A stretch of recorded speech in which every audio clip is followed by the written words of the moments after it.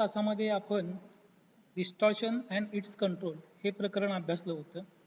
आज आपण जे प्रकरण अभ्यासणार आहोत त्या प्रकरणाचं नाव आहे आर्क वेल्डिंग दोष, म्हणजेच डिफेक्ट्स इन आर्क वेल्डिंग.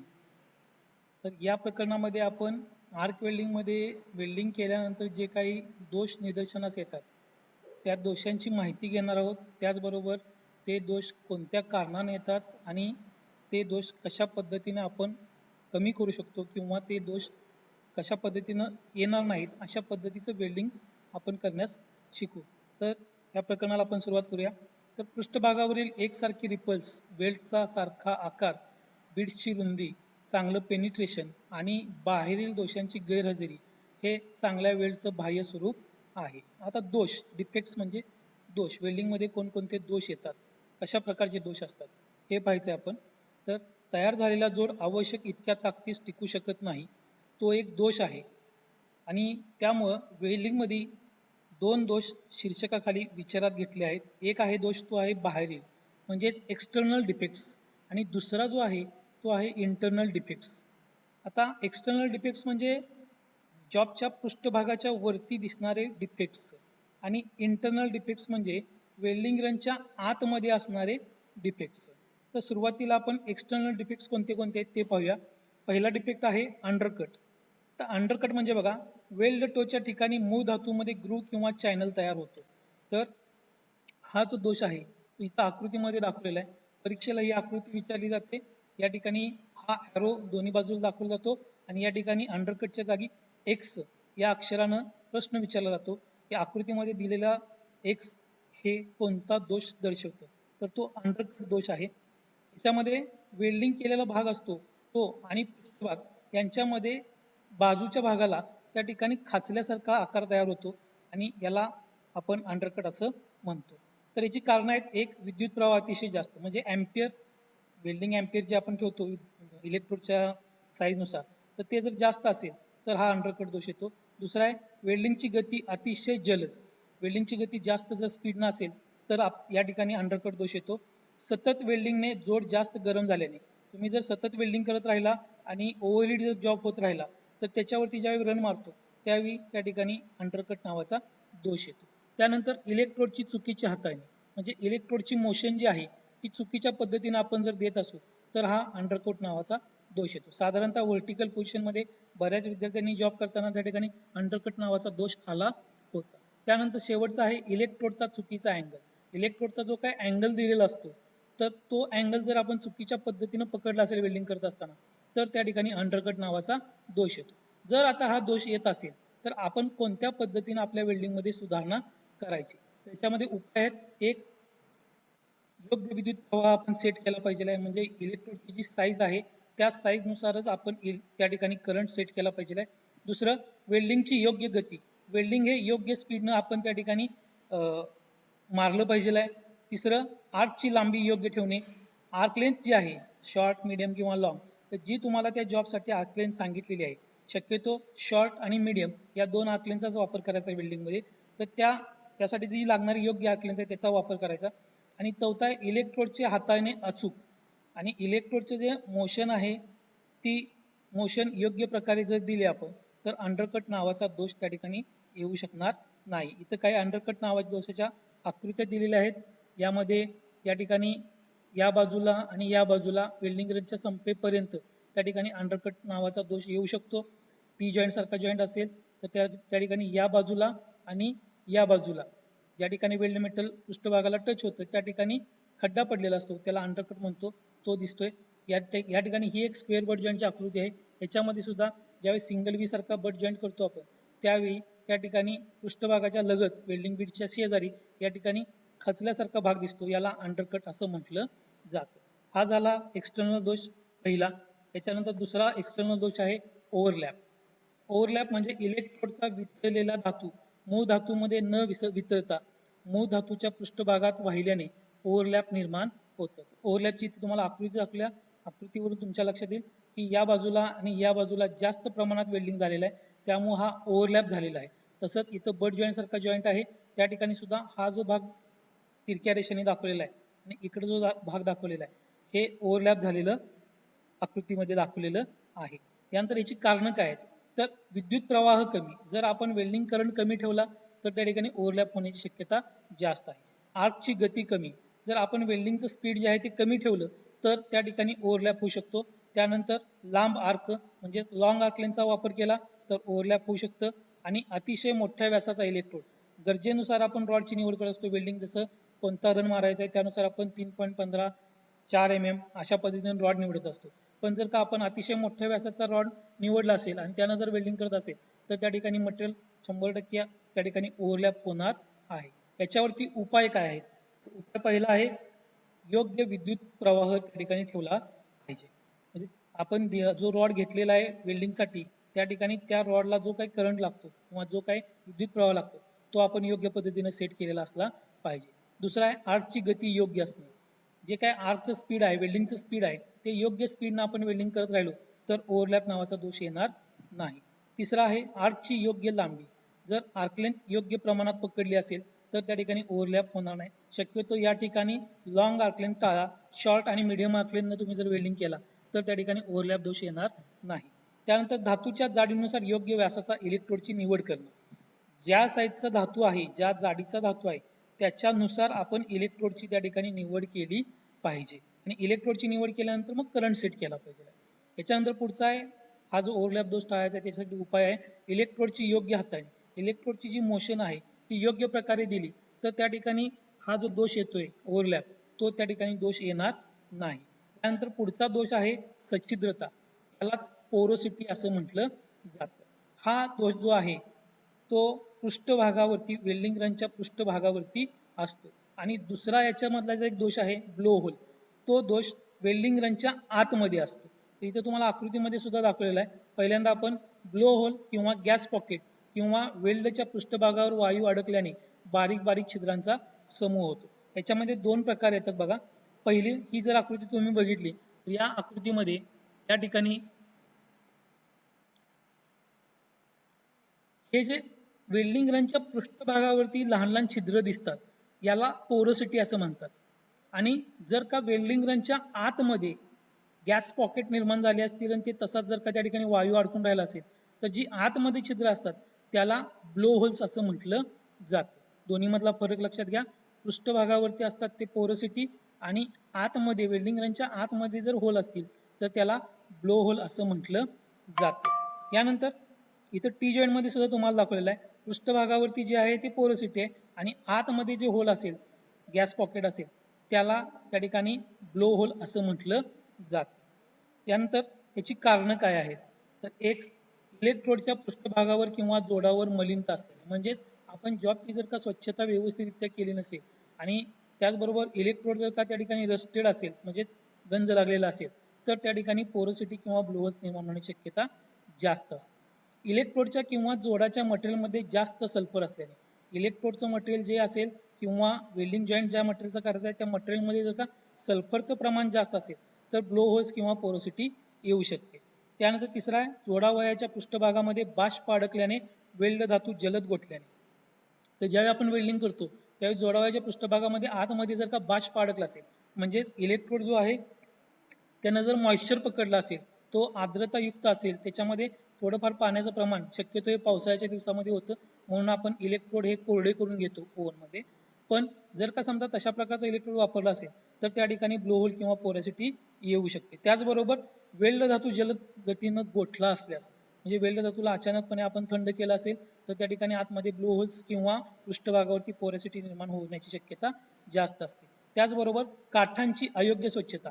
आपल्याला प्रत्येक जॉब वेल्डिंग करताना त्याचा जो पृष्ठभाग आहे आणि जो वेल्डिंगचा भाग आहे तो आपण व्यवस्थित स्वच्छ केला असला पाहिजे. त्याच्यामध्ये जर का अस्वच्छता असेल तर ब्लो होल आणि पोरोसिटी निर्माण होऊ शकते. त्याच्यावरती उपाय काय, तर ब्लो होल किंवा पोरोसिटी येऊ नये म्हणून पृष्ठभागावरून तेल, ग्रीस, गंज, रंग, बाष्प इत्यादी काढून टाका. म्हणजे जो काही वेल्डिंग करायचा जॉबचा पृष्ठभाग आहे त्याच्यावरती असणारे तेल, ऑइल, ग्रीस, गंज, रंग किंवा बाष्प असेल किंवा धूळ कचरा असेल तो आपण स्वच्छ करून काढला पाहिजे. त्यानंतर फ्रेश आणि वाळलेले इलेक्ट्रोड वापरा. फ्रेश आणि वाळलेले इलेक्ट्रोड वापरा. म्हणजे इलेक्ट्रोडच्या पॅकेटमध्ये जे काही इलेक्ट्रोड असतात ते फ्रेश असतात ज्यावेळी तुम्ही नवीन इलेक्ट्रोडचं पॅकेट घेता आणि त्यातले इलेक्ट्रोड वापरायला घेता.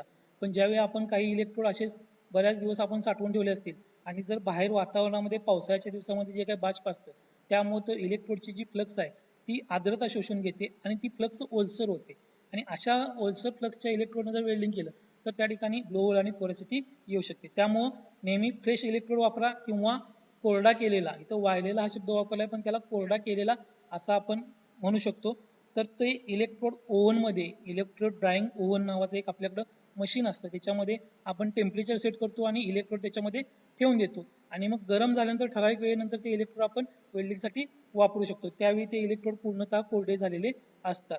तर अशा पद्धतीनं आपण हा दोष ब्लो होल्स आणि पोरॅसिटी टाळू शकतो. त्याचबरोबर चांगले फ्लक्स कोटिंग असलेले इलेक्ट्रोड वापरा.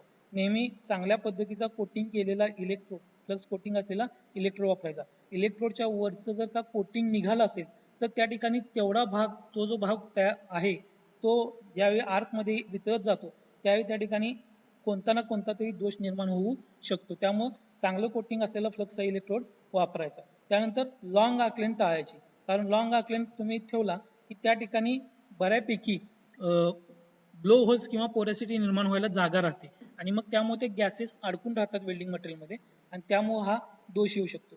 तर शक्यतो लांब आर्क लेंथ टाळली तर हा एक त्याच्यावरती उपाय होऊ शकतो. त्याच्यानंतर पुढचं आहे स्पॅटर्स. स्पॅटर्स तुम्ही सगळ्यांनी बघितलेले आहेत की वेल्डिंग करत असताना धातूचे लहान लहान गोळे उडतात आणि ते धातूच्या पृष्ठभागावरती जाऊन बसतात आणि त्या ठिकाणी मग ते तशाच पद्धतीने वितळलेले ठिणग्या ज्या असतात त्याला आपण स्पॅटर असं म्हणत असतो. तर वेल्डिंग करताना वेल्डच्या बाजूला धातूचे लहान कण आतमधून बाहेर फेकले जातात, त्याला स्पॅटर्स असं म्हटलं जातं. या ठिकाणी स्पॅटर्स दाखवलेला आहे पण इथं ठिपके थोड्याफार प्रमाणात दाखवलेले आहेत. तुम्हाला जर काही झूम करून दाखवलं तर तुमच्या लक्षात येईल या ठिकाणी थोड्या थोड्या प्रमाणात असे ठिपके दाखवलेले आहेत. तर याचं कारण काय आहे तर वेल्डिंगचा विद्युत प्रवाह अतिशय जास्त असेल म्हणजे करंट जर जास्त ठेवला तर स्पॅटर्स जास्त येतात. त्यानंतर चुकीची पोलॅरिटी, जर डीसी वेल्डिंग मशीन वापरत असाल आणि तुम्ही इलेक्ट्रोड होल्डर आणि आर्थिंग केबल प्लस मायनसला चुकीच्या पद्धतीने जर जोडली असेल म्हणजे स्ट्रेट रिव्हर्स पॉलिटी जर तुमची चुकली असेल तर त्या ठिकाणी स्पॅटर्स जास्त येतात. लांब आर्क लेंथ वापरल्यानं, त्याचबरोबर तुम्ही जर का लॉंग आर्क लेंथचा वापर केला तर स्पॅटर्सचं प्रमाण जास्त होतं. त्याचबरोबर आर्क ब्लो आणि इलेक्ट्रोडवरील फ्लक्स कोटिंग असमान असेल तर, जर आर्क ब्लो झाला तरी स्पॅटर्सचं प्रमाण जास्त होतं आणि इलेक्ट्रोडवरचं फ्लक्स कोटिंग जर का एक समान नसेल तर त्या ठिकाणी हा दोष येऊ शकतो. याला उपाय काय आहेत तर योग्य विद्युत प्रवाहाचा उपयोग करायचा, म्हणजे इलेक्ट्रोडच्या साईज नुसार आपण करंट सेट करायचा. दुसरा आहे योग्य पोलॅरिटीचा उपयोग करायचा. जर डीसी वेल्डिंग मशीन असेल तर योग्य पोलॅरिटी म्हणजे स्ट्रेट किंवा रिव्हर्स याचा वापर व्यवस्थितरित्या करायचा. योग्य लांबीचा आर्क वापरायचा, म्हणजे योग्य लांबीची आर्क लेंथ. शक्यतो आपण नेहमी सांगतो शॉर्ट किंवा मीडियम आर्क लेंथचा वापर करायचा. आणि चौथा आहे चांगले आवरण असलेले इलेक्ट्रोडचा उपयोग करा, म्हणजे त्या ठिकाणी अशा पद्धतीचा स्पॅटर्स जो दोष येतो तो येणार नाही. त्यानंतर पुढचा दोष आहे प्लेटच्या काठांचे वितरण, edge of plates melted off. हा जॉब जो आहे किंवा इथं जी तुम्हाला आकृती दाखवल्या हा जो दोष आहे तो फक्त फिलेट वेल्ड मध्ये येतो. आणि फिलेट वेल्ड मध्ये कोणत्या जॉईंट मध्ये येतो तर फक्त लॅप आणि कॉर्नर या जॉईंट मध्ये प्लेट मेल्टेड ऑफ होतात. प्लेट मेल्टेड म्हणजे वितळलेलं आणि ऑफ, प्लेट मेल्टेड ऑफ. आता बघा नॉर्मली हा जो कॉर्नर जॉईंट आहे तो अशा पद्धतीनं तयार व्हायला पाहिजे आहे, पण आपण कधी कधी अशा पद्धतीनं वेल्डिंग मारतो की हा जो कोपरा आहे तो इथं त्यांनी डॉटेड लाईन दाखवलेला आहे तो त्या ठिकाणी मेल्ट होतो आणि तो खाली जातो आणि अशा पद्धतीने आपला जॉईंट तयार होतो. तर हे तुम्हाला मागच्या वेळी पण प्रॅक्टिकलला कॉर्नरच्या वेळेस मी फ्लॅटच्या वेळेस फ्लॅट पोझिशन मध्ये ज्यावेळी कॉर्नर जॉईंट मारायचा होता त्यावेळी मी तुम्हाला हे सांगितलं होतं की कोपरे जे आहेत ते कधीही कॉर्नर जॉईंटचे वितळवायचे नाही. ते कोपरे वितळवणं म्हणजेच मेल्टेड ऑफ होणं. तर याची कारणं काय आहेत तर जास्त आकाराचा इलेक्ट्रोडचा उपयोग केल्यानं, म्हणजे मोठ्या साईजचा इलेक्ट्रोड जर वापरला तर त्या ठिकाणी प्लेट मेल्टेड ऑफ होतात.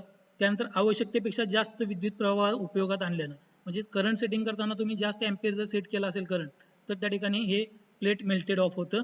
त्याचबरोबर इलेक्ट्रोडची चुकीच्या हाताने, इलेक्ट्रोडची मोशन जी आहे ती जर त्या ठिकाणी चुकीच्या पद्धतीची दिली गेली तरी सुद्धा प्लेट मेल्टेड ऑफ होऊ शकतात. त्याच्यावरती उपाय काय आहेत तर जे कारण आहेत त्याला दुरुस्त केलं की त्याचे उपाय होतात. उदाहरणार्थ पहिलं योग्य आकाराचा इलेक्ट्रोड निवडायचा. योग्य आकाराचा इलेक्ट्रोड निवडला की त्या रॉड नुसारच आपण काय करायचं विद्युत प्रवाह सेट करायचा, म्हणजे एम्पियर सेट करायचं. त्यानंतर इलेक्ट्रोडची हाताळणी योग्य असावी, इलेक्ट्रोडला मोशन योग्य पद्धतीनेच द्यावी, शक्यतो कॉर्नर आणि फिलेटसाठी ही काळजी घ्यायचीच आहे सगळ्यांनी. त्यानंतर थ्रोट थिकनेस वाढवण्यासाठी अधिकचा वेल्ड धातू भरा, आणि त्या ठिकाणी जी थ्रोट थिकनेस आहे म्हणजे थ्रोट थिकनेस म्हणजे हा जो इथून ते इथपर्यंत भाग आहे, हे जे अंतर आहे याला थ्रोट थिकनेस म्हणतात, आणि तो वाढवायचा असेल तर अधिकचा वेल्ड धातू त्या ठिकाणी भरायला पाहिजे. त्याच्यानंतर पुढचा दोष आहे एक्सटर्नल दोष, तो आहे कडा म्हणजे क्रॅक, धातू क्रॅक जातो. या ठिकाणी आकृती पण दाखवलेली आहे खाली, त्याच्यामध्ये तुम्हाला क्रॅक त्या ठिकाणी दाखवलेला आहे. क्रेटर मधला क्रॅक आहे हा. ज्यावेळी तुम्ही सुरुवातीला वेल्डिंग करतात त्यावेळी सुद्धा काही ठिकाणी क्रॅक येतो. गॅस वेल्डिंगच्या बऱ्याचशा पहिल्या प्रॅक्टिकलमध्ये सर्व मुलांचे प्लेट जे आहेत ते पंचिंग लाईनवरती फ्युजन रन करताना क्रॅक गेल्या होत्या. तर तशा पद्धतीचा क्रॅक हा आर्क वेल्डिंग मध्ये आला तर तो वेल्डिंग मधला क्रॅक हा दोष येतो. तर मूळ धातूवर किंवा वेल्ड मेटलच्या पृष्ठभागावर किंवा मध्यभागी किंवा रूटच्या वरती केसासारखी वेगळी झालेली रेषा दिसते, तर क्रॅक तुम्ही सर्वांनी बघितलेला आहे, त्यामुळे तुम्हाला याच्याबद्दल जास्त काही सांगावं लागणार नाही आपल्याला. तर परीक्षेला ह्या क्रॅकची सुद्धा आकृती विचारली जाते आणि या दोषाचं नाव विचारलं जातं. ची कारण आहेत एकाच ठिकाणी ताण आल्याने, क्रॅक शक्यतो तणाव जर का निर्माण झाला असेल जॉबच्या पृष्ठभागाच्या आतमध्ये तर तो क्रॅक नावाचा दोष येतो. त्याचं कारण आहे एकाच ठिकाणी ताण आल्याने. दुसरं जलद थंड केल्याने, तुम्ही अचानकच जॉबला वेल्डिंग केल्यानंतर अचानक जर थंड करायचा प्रयत्न केला किंवा पाण्यामध्ये बुडवला तर त्या ठिकाणी क्रॅक येण्याची शक्यता जास्त असते. त्यानंतर वेल्डिंगची प्रक्रिया अयोग्य पद्धतीने त्या ठिकाणी वेल्डिंग केलं तर क्रॅक येऊ शकतो. त्यानंतर खराब लवचिकपणा, जे मटेरियल आहे त्या मटेरियलमध्ये जो लवचिकपणा आहे तो जर खराबरित्या असेल तर त्या ठिकाणी क्रॅक येतो. साधारणतः कास्ट आयर्न धातूमध्ये क्रॅकचं प्रमाण जास्त असतं. त्यानंतर हाय कार्बन स्टीलवर प्री हिटिंग आणि पोस्ट हिटिंगचा अभाव, जर आपण हाय कार्बन स्टीलला वेल्डिंग करणार असेल तर त्या धातूला वेल्डिंग करण्यापूर्वी गरम करावं लागतं आणि वेल्डिंग झाल्यानंतर सुद्धा गरम करावं लागतं. आणि मग हे प्री हिटिंग आणि पोस्ट हिटिंग जे आहे हे जर का व्यवस्थितरित्या केलं नसेल तर हाय कार्बन स्टील सारखा धातू सुद्धा क्रॅक जाऊ शकतो वेल्डिंग केल्यानंतर. याच्यानंतर याच्यावरती उपाय, तर हाय कार्बन स्टील जर असेल तर त्याला वेल्डिंग करण्या अगोदर प्री हिटिंग करा, वेल्डिंग झाल्यानंतर पोस्ट हिटिंग करा. त्यानंतर आवश्यक वेल्डिंगची गती बरोबर ठेवा, वेल्डिंगचं स्पीड जे आहे ते योग्य ठेवा. त्यानंतर सावकाश थंड करा, जो काही धातू वेल्डिंग केलाय तुम्ही त्याला नैसर्गिकरित्या थंड होऊ द्या, त्याला अचानक थंड करण्याचा प्रयत्न करू नका. त्याच्यानंतर वेल्डिंगचे रन कमी वापरा, कमीत कमी रन मध्ये वेल्डिंग जास्तीत जास्त करण्याचा प्रयत्न करा. त्याचबरोबर योग्य प्रकारची वेल्डिंग प्रक्रिया उपयोगात आणा. आणि त्यानंतर वेल्डिंगची जी काही प्रक्रिया असेल, arc welding, gas welding, CO2, TIG welding, जी काही प्रोसेस असेल त्या धातूला वेल्डिंग करायची ती योग्य प्रकारे प्रक्रिया उपयोगात आणा, म्हणजे त्यातील दोष येणार नाहीत. अशा पद्धतीने आपण आतापर्यंत आर्क वेल्डिंग मधले जे काही एक्सटर्नल दोष होते त्यांची माहिती आपण या ठिकाणी बघितलेली आहे. आता यानंतर आपण वेल्डिंगच्या आतमध्ये जे दोष येतात त्याला आतील दोष असं म्हटलं जातं किंवा इंटरनल डिफेक्ट्स असं म्हटलं जातं. तर या इंटरनल डिफेक्ट्स मध्ये कोणकोणते दोष येतात, त्यातला पहिला दोष आहे अपूर्ण पेनिट्रेशन, त्याला इनकम्प्लीट पेनिट्रेशन असं सुद्धा म्हटलं जातं. तर जोडाच्या रूट पर्यंत वेल्ड धातू पोहोचू न शकल्यानं आपण ज्यावेळी वेल्डिंग क्रिया करतो त्यावेळी जो जोडाचा शेवटचा रूटचा भाग आहे तिथपर्यंत वेल्डिंगचा धातू न पोहोचणे, जसं या आकृतीमध्ये दाखवलेलं आहे इनकम्प्लीट पेनिट्रेशन, या ठिकाणी हा धातू इथपर्यंत वितळायला पाहिजे होता आणि मग वेल्डिंग क्रिया वरपर्यंत पूर्ण व्हायला पाहिजे, पण तो खोलवर वितळलेला नाही. किंवा टी जॉईंट सारखा फिलेट वेल्ड करताना तो जो काही त्याचा सेंटर पॉईंट आहे त्या ठिकाणी तिथून खोलवर वितळत वरती वेल्डिंग क्रिया व्हायला पाहिजे होती, पण ती तशी न होता मध्ये गॅप राहिलेला आहे आणि मग वरती आपण त्याच्यावरती रन मारतो. तर बऱ्याच मुलांचं सुरुवातीचे जे जॉब प्रॅक्टिकल केलेले आहेत त्याच्यामध्ये लॅक ऑफ पेनिट्रेशन किंवा याला इनकम्प्लीट पेनिट्रेशन असे दोष आले होते. तर याची कारणं काय आहेत, तर काठांची तयारी अतिशय अरुंद आणि बिवेल कोन कमी असतं. साधारणतः या ठिकाणी तुम्ही सिंगल व्ही सारखा जॉब करत असाल आणि हा जर काठाची तयारी अरुंद झाली असेल म्हणजे तो 60 अंशाचा कोन पाहिजे त्याच्याऐवजी तुम्ही 30 अंशाचा 25 अंशाचाच कोन ठेवला तर त्या ठिकाणी पेनिट्रेशन खोलवर येत नाही. त्याचबरोबर बिवेलचा कोन म्हणजे आता सांगितलं त्याप्रमाणे तो जो कोन आहे तो कोन जर का व्यवस्थितरित्या केला नसेल तयार तर त्या ठिकाणी हा दोष येऊ शकतो. दुसरा आहे वेल्डिंगची गती अतिशय जास्त असणे, तुम्ही जास्त स्पीडनं जर वेल्डिंग मारलं तर त्या ठिकाणी हा इनकम्प्लीट पेनिट्रेशन नावाचा दोष येऊ शकतो. विद्युत प्रवाह कमी, त्यानंतर अँपियर जर का कमी असेल, करंट सेटिंग इलेक्ट्रोडची निवड केली त्या रॉडच्या साईज नुसार जर करंट सेट केला नसेल तर त्या ठिकाणी हा इनकम्प्लीट पेनिट्रेशन दोष येऊ शकतो. त्यानंतर मोठ्या व्यासाचा इलेक्ट्रोड उपयोगात आणला असेल तर जर आपण मोठ्या साईजचा इलेक्ट्रोड घेतला आणि त्याच्या साहाय्याने जर अरुंद जागेमध्ये वेल्डिंग करायला लागलो तर त्या ठिकाणी लॅक ऑफ पेनिट्रेशन नावाचा किंवा इनकम्प्लीट पेनिट्रेशन नावाचा दोष येऊ शकतो. त्यानंतर सिलिंग रन भरण्यापूर्वी अपूर्ण स्वच्छता किंवा गाउजिंग. ज्यावेळी तुम्ही सिंगल बी सारखा बट जॉईन करता त्यावेळी पाठीमागच्या बाजूला ज्यावेळी पेनिट्रेशन आलेलं असतं त्या ठिकाणी आपण सिलिंग रन मारतो आणि तो सिलिंग रन मारताना जर का अस्वच्छता असेल तर त्या ठिकाणी अशा पद्धतीचा दोष येऊ शकतो. त्याचबरोबर इलेक्ट्रोडचा कोन चुकीचा धरल्याने, तुम्हाला जो कोन सांगितलेला असतो जॉब मध्ये आपण त्याचा उल्लेख केलेला असतो, तर त्याप्रमाणे जर का इलेक्ट्रोडचा कोन धरला नसेल तर त्या ठिकाणी इनकम्प्लीट पेनिट्रेशन होऊ शकतं. आणि सगळ्यात शेवटचा आहे रूटची गॅप अपुरी असेल तर, ही जी गॅप आहे आपण दोन्ही जॉबच्या मध्ये ठेवतो रूट गॅप पेनिट्रेशन येण्यासाठी, ती जर का त्या ठिकाणी कमी ठेवली असेल तर इनकम्प्लीट पेनिट्रेशन होऊ शकते. याचा उपाय काय आहे त्याच्यावरती, तर काठांची योग्य तयारी करणं आवश्यक आहे. एज प्रिपरेशन करणं योग्य पद्धतीनं गरजेचं आहे. दुसरं, बेविलिंगचा कोन आणि रूट गॅप बरोबर असल्याची खात्री करा. जो काही तुम्हाला जॉईंटचा कोन दिलेला आहे फायलिंग करण्यासाठी किंवा चॅम्पर करण्यासाठी, बेविलिंग करण्यासाठी, तर तो कोन जो आहे तो योग्य असल्याची खात्री करायची आणि मगच वेल्डिंग मारायचं. त्यानंतर योग्य आकाराचा इलेक्ट्रोड त्या ठिकाणी आपण निवडायचा आहे, योग्य साईजचा इलेक्ट्रोड निवडायचा. त्याचबरोबर त्या रॉडच्या साईजनुसार आपण योग्य पद्धतीनं विद्युत प्रवाह त्या ठिकाणी सेट करायचा आहे. अशा पद्धतीनं हा इनकम्प्लीट पेनिट्रेशन दोष आपण टाळू शकतो. याच्यानंतर पुढचा दोष आहे स्लॅग इन्क्लुजन. त्याला मळी अडकणे असं मराठीत म्हणतात, पण इंग्लिशमध्ये हा शब्द वापरला जातो स्लॅग इन्क्लुजन. आणि बऱ्याच विद्यार्थ्यांच्या जॉबमध्ये हा दोष आपण बघितलेला पण आहे, त्यामुळं याच्याबद्दल तुम्हाला माहिती आहे. आपण प्रॅक्टिकल वेळी तुम्हाला माहिती पण दिली होती की मळी किंवा इतर अधातूचे पदार्थ वेल्ड मेटलमध्ये अडकल्यामुळे हा दोष येतो. तर या ठिकाणी हा दोष दाखवलेला आहे. या ठिकाणी स्लॅग अडकलेले आहे किंवा हे जे वेल्डिंग केलेलं आहे या ठिकाणी इथं 2, 3, 4, 5, 6 किंवा हा सिंगल वी सारखा जॉईंट आहे, या ठिकाणी हा जर कापछेद घेतला याचा आपण, तर या ठिकाणी इथं 1, 2, 3 अशा पद्धतीनं या ठिकाणी स्लॅग अडकलेली दिसते. याची कारण काय आहेत, तर याचे कारण पहिलं आहे काठांची तयारी चुकीची असणे, एज प्रिपरेशन जे केलेलं आहे ते चुकीचं. दुसरं, इलेक्ट्रोडचा आकार आणि प्रकार चुकीचा असणे, म्हणजे इलेक्ट्रोडची साईज आणि इलेक्ट्रोडचा प्रकार चुकीचा पद्धतीचा असेल तर. तिसरं, विद्युत प्रवाह अतिशय जास्त असेल तर, जर करंट जास्त असेल एम्पियर तर त्या ठिकाणी हा दोष येतो. आर्कची लांबी जास्त असल्यास, लॉंग आर्क लेंथ त्या ठिकाणी वापरले असल्यास हा दोष येतो. त्यानंतर वेल्डिंगची प्रक्रिया अयोग्य असल्यास, वेल्डिंगची प्रोसेस जी आहे ती चुकीच्या पद्धतीची असेल तर या ठिकाणी स्लॅग इन्क्लुजन होतं. आणि मल्टी रन वेल्डिंग करताना प्रत्येक रनची अपुरी स्वच्छता केल्याने, तर तुम्हाला प्रत्येक वेळी रन मारल्यानंतर सांगितलं जातं की जॉब स्वच्छ करा, तर तो यासाठी सांगितलं जातो की पुढचा रन मारताना त्या ठिकाणी स्लॅग अडकू नये किंवा स्लॅग इन्क्लुजन दोष येऊ नये म्हणून आपण तो रन प्रत्येक वेळी स्वच्छ करत असतो. तर मल्टी रन वेल्डिंग करताना प्रत्येक रनची अपुरी स्वच्छता केल्याने, स्वच्छता पूर्ण पद्धतीने न केल्यामुळे हा स्लॅग इन्क्लुजन नावाचा दोष येतो. याच्यावरती उपाय काय आहेत, तर एक, जोडाची तयारी योग्य करायची, जे जॉबचं एज प्रिपरेशन आहे ते योग्य प्रमाणात करायचं, योग्य इलेक्ट्रोडचा प्रकार उपयोगात आणायचा, आर्कची योग्य लांबी उपयोगात आणायची, शक्यतो शॉर्ट आणि मीडियम वापरा म्हणून तुम्हाला प्रत्येक वेळी सांगितलं जातं.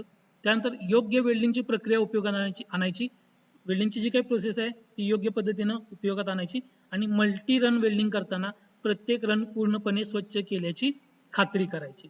आता याच्यानंतर दोषांचे परिणाम, इफेक्ट्स ऑफ डिफेक्ट्स. या डिफेक्ट जर का वेल्डिंग मध्ये आले तर काय परिणाम होतात त्याच्यावरती, तर एक, बेस मेटलची जाडी कमी झाल्यास, बेस मेटलची जाडी कमी झाल्यास. दुसरं, वेल्डिंगची ताकद कमकुवत होते, वेल्डिंगची जी ताकद आहे, ज्या ताकदीनं आपण जॉईंट तयार झाला पाहिजे त्या ताकदीचा तयार होत नाही. त्यानंतर थ्रोटची जाडी कमी होते, थ्रोट थिकनेस जी आहे ती कमी होते डिफेक्ट आले तर. त्यानंतर इलेक्ट्रोड जास्त खर्च होतात, डिफेक्ट आला तर इलेक्ट्रोड जास्त खर्च होतो. त्यानंतर बेस मेटलचे गुणधर्म बदलतात, जर दोष आला वेल्डिंग मध्ये तर बेस मेटलचे गुणधर्म बदलतात. त्यानंतर वेल्ड खराब दिसतं, हे तर तुम्हाला माहितीच आहे, जर आपल्या वेल्डिंग मध्ये दोष असतील तर वेल्डिंग खराब दिसतं आपलं. त्यानंतर मजुरी आणि मटेरियल वाया जाते, त्या ठिकाणी आपल्याला मजुरी खर्च जो आहे त्याचबरोबर मटेरियल वरती होणारा खर्च हा वाया जातो आणि जोड अयशस्वी झाल्याने अपघात होतात. याची पण बरीचशी उदाहरणं तुम्हाला मी दिली होती की जर एखादा जॉईंट जर का आपण चांगल्या पद्धतीने वेल्डिंग केला नाही तर त्याच्यामुळे काय परिणाम होऊ शकतो, एखादा मोठा अपघात होऊ शकतो. तर अशा पद्धतीने त्या ठिकाणी जे दोष येतात त्याच्यामुळं हे परिणाम त्याच्यावरती वेल्डिंगवरती होत असतात, वेल्डिंगच्या जॉबवरती होत असतात. यानंतर पुढचा आहे वॅगन ट्रॅक. वेल्डच्या मध्यातून सरळ रेषेत मळी आत अडकल्यास त्याला काही वेळेस वॅगन ट्रॅक असं म्हटलं जातं. आता याचं कारण काय, तर मागील रन मधील जी काही स्लॅग आहे ती पूर्णपणे न काढल्यामुळे वितळलेल्या वेल्ड भागापुढे मळीस जाऊ दिल्याने आणि ती जी स्लॅग असते पूर्वीच्या रनमधली, ज्यावेळी आपण दुसरा रन त्याच्यावरती वेल्डिंग करायला जातो त्यावेळी ती खालची पहिल्या रनमध्ये जी अडकलेली स्लॅग आहे ती तशीच पुढे ओढली जाते आणि त्या मळीच्या मध्ये असल्यामुळं वेल्डिंग मटेरियल खाली वितळत नाही आणि त्यामुळं या पद्धतीने जर का त्या ठिकाणी मळी अडकत राहिली असेल तर त्याला वॅगन ट्रॅक असं म्हटलं जातं. याच्यावरती उपाय काय, तर स्लॅग इन्क्लुजन मध्ये सांगितल्याप्रमाणे जे काही उपाय असतील थोडे सगळे उपाय याच्यामध्ये करायचे आहेत. अशा पद्धतीने आपण आज आर्क वेल्डिंग मध्ये येणारे दोष आणि त्याची कारणे आणि त्याचे उपाय हे प्रकरण आज आपण या ठिकाणी पाहिलेलं आहे. या प्रकरणाचा हा जो व्हिडिओ आहे तो सर्वांनी व्यवस्थित पुन्हा एकदा बघा आणि जर या प्रकरणाबद्दल काही शंका असतील तर त्या नोट डाऊन करा आणि पुढच्या लेक्चरच्या वेळेस त्या शंका अवश्य विचारा. त्याच्यावरती आपण पुढच्या लेक्चरमध्ये त्या ठिकाणी जे काही त्याची निराकरण असेल शंकेचं ते आपण अवश्य करू. आणि या ठिकाणी आज हे प्रकरण इथंच संपतंय. धन्यवाद.